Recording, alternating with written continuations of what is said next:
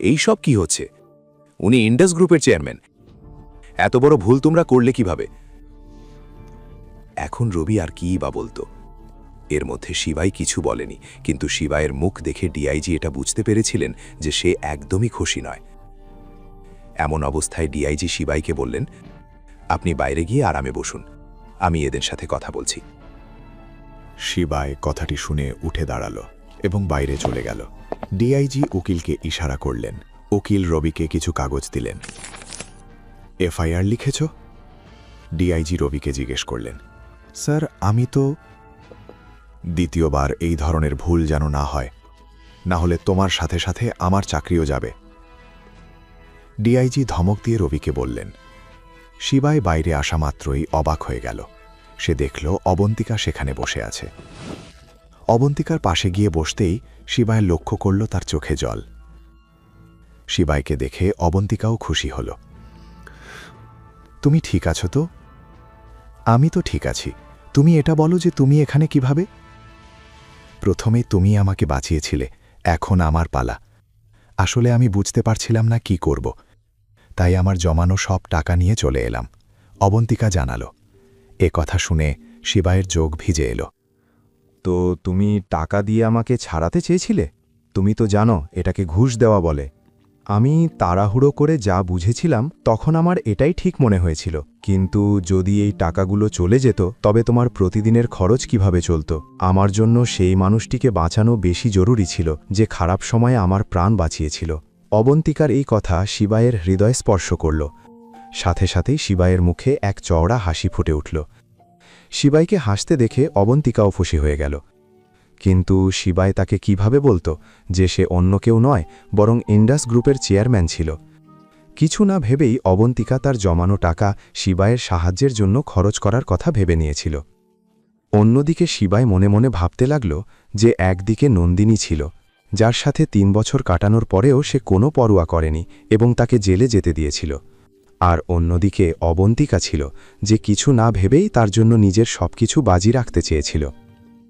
তার সারল্য দেখে শিবায়ের মন বলছিল যে সে তাকে জড়িয়ে ধরুক, এই দুনিয়া থেকে দূরে কোথাও নিয়ে যাক। তার ভেজা চোখ, কাঁপা ঠোঁট আর মুখের বিষণ্ণতা তাকে আরও অপূর্ব করে তুলছিল। তাকে এতটাই কোমল মনে হচ্ছিল যে শিবায়ের মনে হলো যদি সে তাকে স্পর্শও করে তবে সে গলে যাবে। শিবায় অবন্তিকাকে দেখল, মন ভরে দেখল। অবন্তিকা সেখানে চুপচাপ বসে রইল, এই খবর না রেখেই যে শিবায়ের মনের ভেতরে এক তুফান বয়ে চলেছে। তখনই ডিআইজির সাথে সাথে রবি এবং দুজন কনস্টেবলও বাইরে এলেন। রবির মুখে ভয় পরিষ্কার ফুটে উঠছিল। শিবায় রবির সেই ভয়টা আজ করতে পেরেছিল। রবি কিছু বলার আগেই শিবাই বলল, একটা কাজ করুন, আপনি আগে ওনার জন্য একটা ক্যাব বুক করুন এবং ওনাকে নিরাপদে তাতে বসিয়ে দিয়ে আসুন। ততক্ষণ আমি রবিজির সাথে কিছু কথা বলে নিচ্ছি। সে অবন্তিকার দিকে ইশারা করে বলল। তৎক্ষণাৎ রবি কনস্টেবলকে ইশারা করলেন। কনস্টেবল দ্রুত অবন্তিকাকে বাইরের দিকে নিয়ে গেলেন। অবন্তিকা বাইরে যেতেই আনসাল প্রপার্টিজের ম্যানেজার এবং সেলসম্যান দৌড়ে পুলিশ স্টেশনে এলেন। আমাকে ক্ষমা করে দিন স্যার, আমার একদমই ধারণা ছিল না যে আপনি ইন্ডাস গ্রুপের চেয়ারম্যান। ম্যানেজার হাত জোড় করে বললেন। স্যার, যদি আমাদের জানা থাকত তবে এমনটা কখনোই হতো না, আতঙ্কিত হয়ে সেলসম্যান বলল। পুলিশ স্টেশনে উপস্থিত সবাই এটা দেখে অবাক হয়ে গেল। শিবায়, যাকে এখন পর্যন্ত সবাই একজন অপরাধী হিসেবে দেখছিল, এখন সবাই জানতে পারল যে সে আর কেউ নয়, বরং ইন্ডাস গ্রুপের চেয়ারম্যান ছিল। কাউকে কখনো তার পোশাক দিয়ে বিচার করবেন না। আজকের মতো আমি মাফ করে দিচ্ছি, তবে ভবিষ্যতে সবাই সাবধানে থাকবেন। স্যার, আমাদের তরফ থেকে আপনার জন্য একটা ছোট্ট উপহার।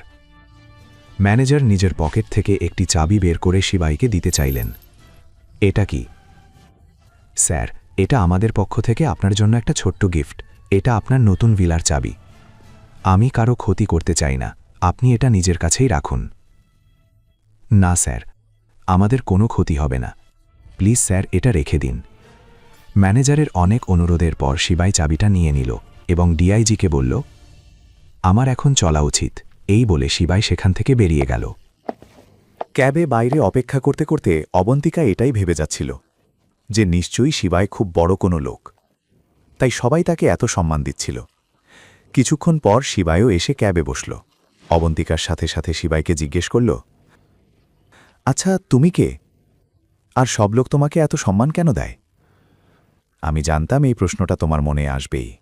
আসলে আমি তো একজন সাধারণ মানুষই, কিন্তু আমার এমন কিছু বন্ধু আছে যাদের চেনা জানা অনেক উপর মহল পর্যন্ত। শুধু সেই কারণেই আমি এত সম্মান পেয়ে যাই।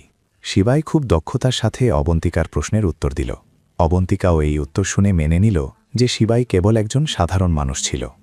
এমন কি জিনিস ছিল যা শিবাইকে তার সত্য জানানো থেকে আটকাচ্ছিল? অবন্তিকার মনেও কি শিবাইয়ের জন্য অনুভূতি তৈরি হতে শুরু করেছিল? বাকি গল্প জানতে দেখুন পরের এপিসোড শুধুমাত্র পকেট এফএম-এর ইউটিউব চ্যানেলে। আর শিবাই এক বিনাশাকের সব এপিসোড শুনতে পকেট এফএম অ্যাপ ডাউনলোড করুন এবং বর্ণনায় দেওয়া লিঙ্কে ক্লিক করুন।